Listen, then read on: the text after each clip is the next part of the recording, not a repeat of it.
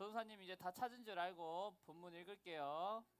자, 전도사님 먼저 읽고 우리 친구들 번갈아 가면서 읽는 거 알죠? 전도사님 먼저 읽을게요. 그러면 우리가 무슨 말을 더 하겠습니까? 은혜를 더하게 하려고 계속 죄를 지어야 하겠습니까? 절대로 그럴 수 없습니다. 죄에 대하여 죽은 우리가 어떻게 죄 가운데서 살 수 있겠습니까? 여러분은 우리가 그리스도 예수와 연합하는 세례를 받았을 때 그분의 죽음과 연합하는 세례를 받았다는 사실을 알지 못합니까? 그러므로 우리가 죽음에 이르는 세례를 받음으로 그리스도와 함께 묻힌 것은 그리스도께서 아버지의 영광으로 죽은 자들 가운데서 살아나신 것처럼 우리도 새 생명 가운데서 살기 위함입니다. 우리가 그리스도와 연합하여 그분의 죽음에 참여하였다면 그분과 연합하여 그분의 부활에도 참여할 것이 확실합니다. 우리는 우리의 옛 사람이 그리스도와 함께 십자가에 못 박혀 죄의 몸이 무력하게 되었으므로 우리가 더 이상 죄의 노예가 되지 않는다는 것을 압니다. 그것은 죽은 사람은 죄의 세력에서 해방되었기 때문입니다. 우리가 그리스도와 함께 죽었다면 또한 그리스도와 함께 살아날 것도 믿습니다. 그리스도께서는 죽은 자들 가운데서 살아나셨기에 다시는 죽는 일 없어 죽음이 그분을 지배하지 못한다는 것을 우리는 압니다. 그리스도께서 죽으시는 것은 죄에 대해서 단번에 죽으신 것이며 그리스도께서 다시 살아나신 것은 하나님께 대하여 살아나신 것입니다. 다 같이 읽어요. 하나, 둘. 이와 같이 여러분도 여러분 자신을 죄에 대해서는 죽은 사람으로 하나님께 대해서는 그리스도 예수 안에서 살아있는 사람으로 생각하십시오. 자, 우리 암송 구절 한번 읽어볼까요? 하나, 둘. 이와 같이 너희도 너희 자신을 죄에 대하여는 죽은 자요 그리스도 예수 안에서 하나님께 대하여는 살아있는 자로 여길지어다. 아멘. 자, 이 말씀은 살아계신 하나님의 말씀입니다. 믿으시죠? 아멘. 자, 오늘 제목이 뭐죠? 죄와 생명. 죄와 생명이에요. 전도사님이 근데 이 로마서를 이제 막 이렇게 읽고 이제 친구들한테 설교해 주려고 하는데 로마서가 너무 전도사님이 친구들에게 전해주기에는 그러니까 이야기해 줄 수 있는 건 되게 많은데 친구들이 듣기엔 너무 재미없을 것 같은 거예요. 그래가지고 전도사님이 나름 오늘 본문만 가지고 동화를 잠깐 만들어 봤어요. 자, 많이 좀 내용이 부실해도 이해해줘요.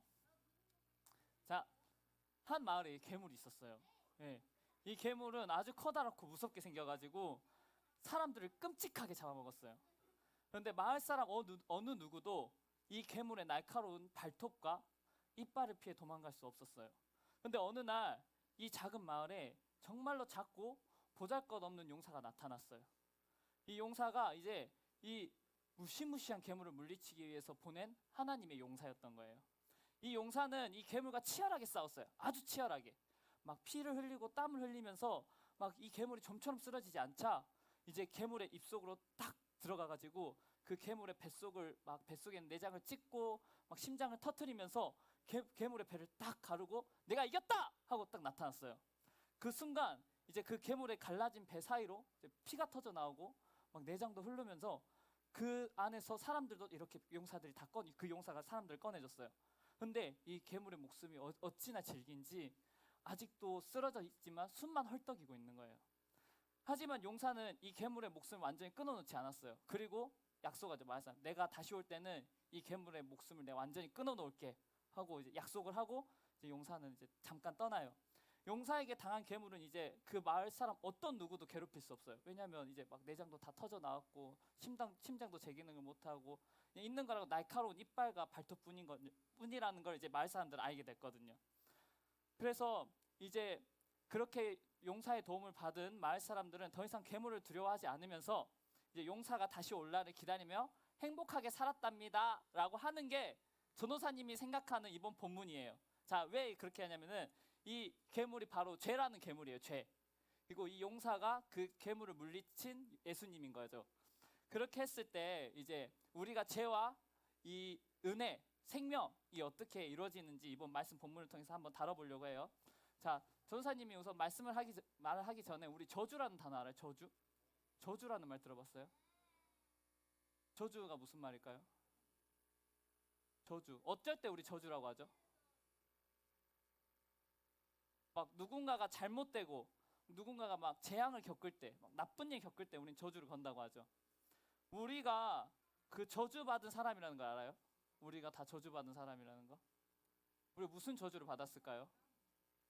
근데 우리 무슨 저주를 받았을까? 우리 저주받은 거 알고 있어요? 저주? 자, 우리 무슨 저주를 받았는지 한번 알아봅시다. 자, 창세기 2장 17절 한번 읽어봐요. 하나, 둘. 그러나 선악을 알게 하는 나무의 열매만은 먹지 마라. 만약 그 나무 열매를 먹으면 너는 반드시 죽을 것이다. 이어서 읽을게요. 하나, 둘. 여자가 보니 그 나무의 열매는 먹음직스러웠으며 보기에도 아름다웠습니다. 게다가 그 열매는 사람을 지혜롭게 해줄 것처럼 보였습니다. 그래서 여자는 그 열매를 따서 먹고 그 열매를 옆에 있는 자기 남편에게도 주었으며 남자도 그것을 먹었습니다. 자, 방금 전에 이건 하나님이 한 말이에요. 하나님이 열매를 먹으면 어떻게 된다 했죠?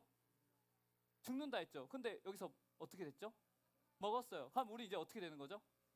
예, 우리가 걸린 저주가 바로 그거예요. 우리가 이거 먹으면 반드시 죽는다고 했는데 그래서 하나님 먹지 말라 했어요. 먹으면 죽으니까. 근데 우리가 그걸 먹어버린 거예요. 그걸 먹고 우리는 죽음이라는 저주를 겪게 됐어요. 원래는 우리 하나님이 창조한 인간이 평생 함께 재밌게 살고 싶어 했어요. 막 이제 하하호호 하면서 이제 죄도 모르고 아무것도 모르면 하나님만 딱 알면서 행복하게 살고 싶었는데 우리가 하나님 먹지 말라는 선악과를 먹고 나서 죄라는 저주에 걸린 거예요. 이 죄라는 저주에 걸리면 어떻게 되냐면은 죽어요. 원래는 우리는 안 죽는 건데 죽게 된 거예요. 자, 그래서 어떻게 로마서 5장 12절에서 이렇게 말해요. 자, 하나, 둘. 그러므로 한 사람을 통해 죄가 세상에 들어왔고 그 죄를 통해 사망이 들어온 것처럼 모든 사람이 죄를 지었으므로 사망이 모든 사람에게 이르렀습니다. 자, 선악과를 먹은 건 누군지 알아요? 선악과를 먹은 사람. 맞아, 아담과 하와가 먹었는데 우리가 그 먹은 사람이 똑같은 죄를 지었대요. 근데 우리 선악과 먹었나요? 안 먹었죠. 맞아, 안 먹었는데 우리도 죄인이래요. 그 이유가 뭐냐면은 그 아담이 아닌 우리가 그 자리에 있어도 우리가 똑같이 죄를 지었을 거라는 거예요. 그러니까 아담이 모든 우리를 대표해서 죄를 지은 거예요. 그러니까 우리가 아담이 아닌 다른 사람이 그 자리에 있어도 비안이가 그 자리에 있어도 하준이가 그 자리에 있어도 우리는 선악과를 따먹었을 거라는 거예요.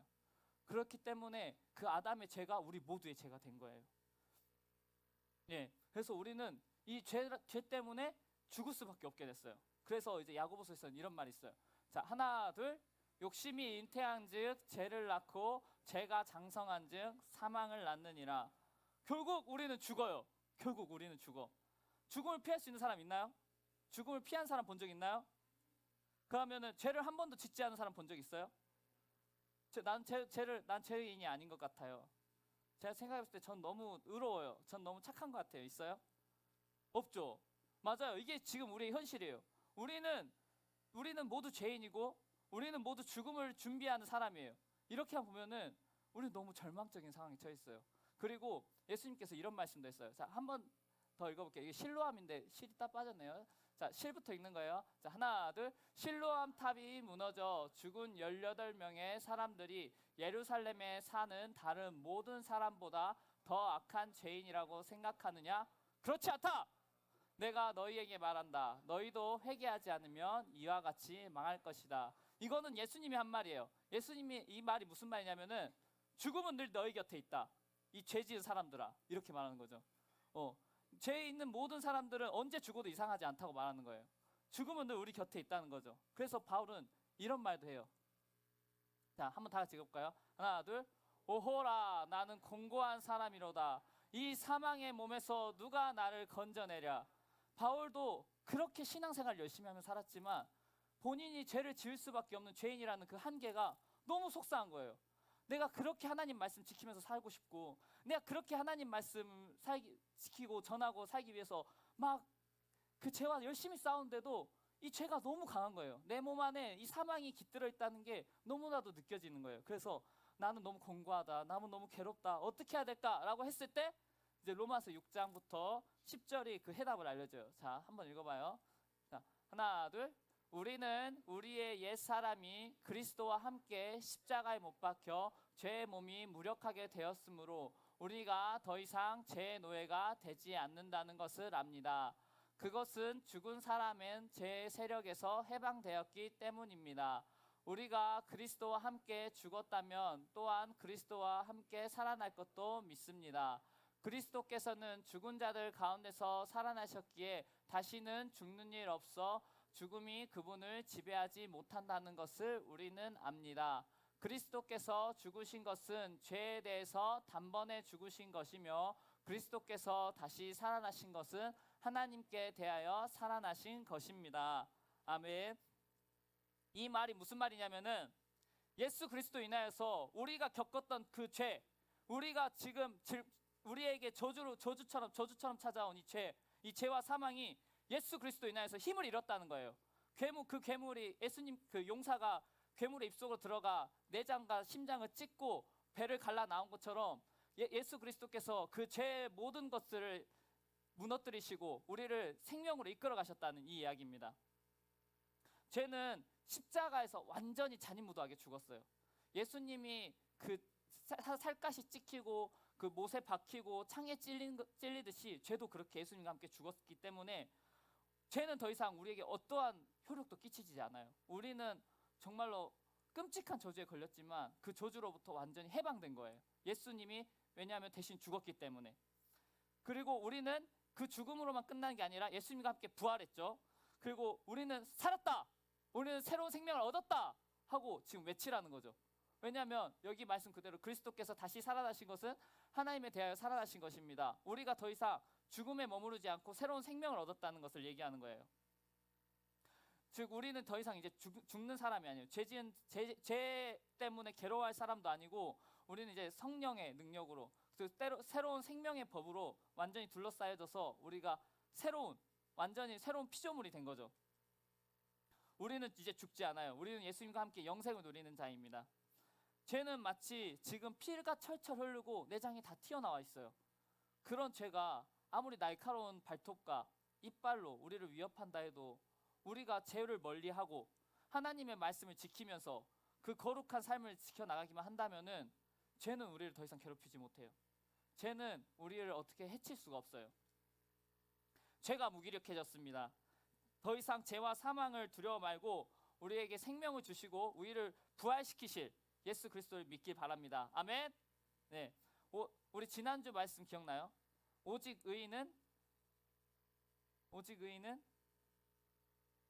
믿음으로 말미암아 사는 것입니다. 알겠죠? 네, 이제 설교 마치겠습니다. 기도드리겠습니다. 자, 기도하겠습니다. 기도.